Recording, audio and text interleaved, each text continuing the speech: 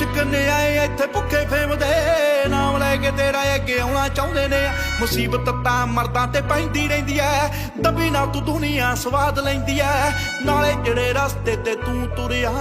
इत्थे बदनामी high rate मिलूगी नित कंट्रोवर्सी करेट मिलूगी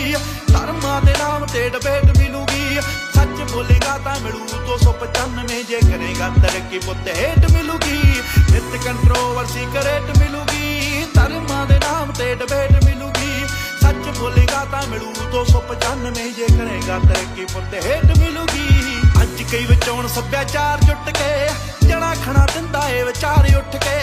इंज लगे रब जिवें हथ खड़े कर गया पढ़ा जदों सुबह अखबार उठ के चुप रहे पुत्तरा नी भेद खोली दे लीडर ने इत्थे हकदार गोली दे जिन्हां दे जवाकां दे ना जाउण ते सटीविया राखे बने फिरदे ओ मां